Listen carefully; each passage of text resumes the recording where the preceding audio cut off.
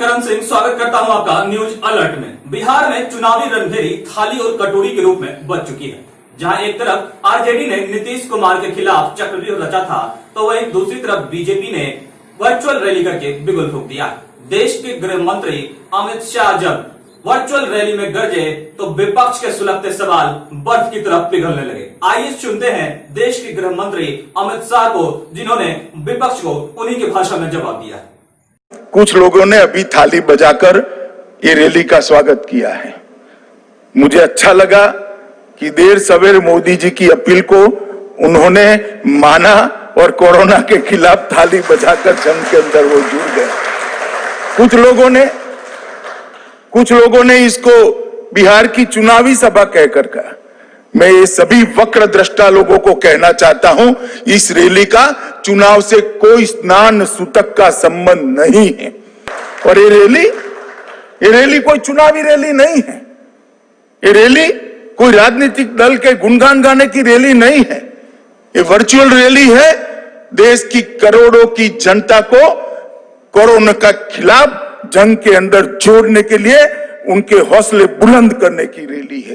ये रैली है आत्मविश्वास से भरपूर, आत्मनिर्भर, जगमगाता भारत बनाने के नरेंद्र मोदी के आह्वान के साथ देश की जनता को जोड़ने की रैली है।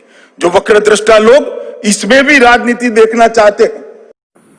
बीजेपी द्वारा आयोजित वर्चुअल रैली को देश के गृह मंत्री अमित शाह संबोधित कर रहे थे। इस दौरान बेगूसराय में भी भाजपा कार्यकर्ताओं ने बढ़ चढ़कर हिस्सा लिया। एक बड़ी संख्या में कार्यकर्ताओं एवं आम लोग इंटरनेट के माध्यम से गृह मंत्री अमित शाह के संबोधन को सुन पा रहे थे। इस दौरान भाजपा के पूर्व अध्यक्ष संजय सिंह ने भी विपक्ष पर जमकर निशाना साधा। उन्होंने कहा कि विपक्ष इस वर्चुअल रैली को चुनाव से जोड़ने की कोशिश न करे। तो आप चुनाव रैली नहीं कर सकते हैं। ये दरअसल आज माननीय गृह मंत्री जी अपने भारतीय जनता पार्टी के कार्यकर्ताओं से जनसंपर्क किया है और ये भी बताया कि हम कोरोना में तेजस्वी जी की तरह बिहार छोड़ के पटना में छोड़ के दिल्ली नहीं बैठे हुए थे।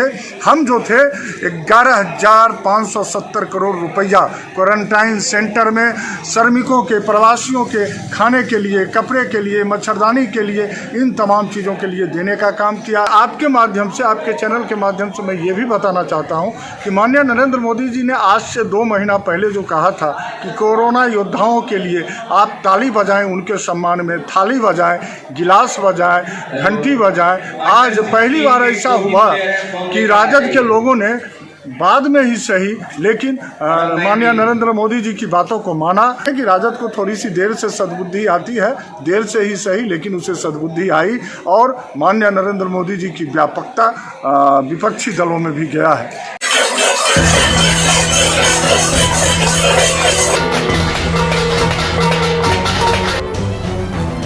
वहीं दूसरी तरफ अमित शाह की रैली से पहले थाली और कटोरी पीटकर विपक्ष ने सत्तारूढ़ गठबंधन के खिलाफ अपनी धमक दर्ज करा दी। बीजेपी की यह वर्चुअल रैली विपक्ष के लिए उस समय सिरदर्द बन गई जब ऐन वक्त पर अमित शाह ने यह साफ कर दिया कि बिहार की जनसंवाद रैली कोई चुनावी रैली नहीं है। यह सिर्फ लोगों के बीच जनसंपर्क अभियान तेज करने की रैली है।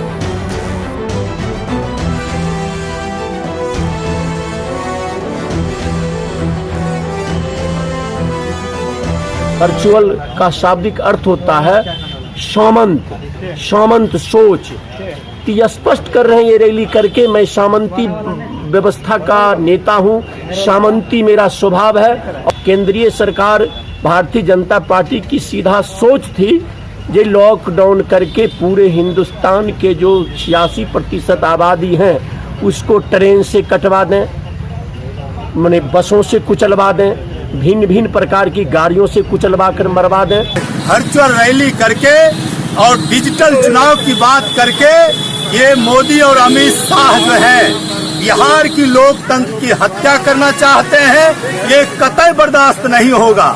आज जो है प्रवासी मजदूरों की मौत पर जो है आज जश्न मन रहा है अमित शाह का बिहार में। मोदी जी का जो लॉकडाउन था वो क्या था कि कोरोना के बहाने वो राजनीति की ही शुरुआत किए थे।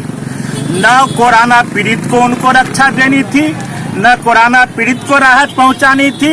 उसके माध्यम से विपक्षी की आवाज को बंद करने, जनता की समस्याओं को दरकिनार करने की एक साजिश थी। हालांकि देखा जाए तो विपक्ष के इस सुलगते सवालों पर अमित शाह ने जो मरहम लगाया है उससे विपक्ष की मोर्चाबंदी विफल होती नजर आ रही है। अभी के लिए मुझे दीजिए इजाजत, कल फिर हाजिर होंगे बेगूसराय की कुछ और बड़ी खबरों के साथ। धन्यवाद।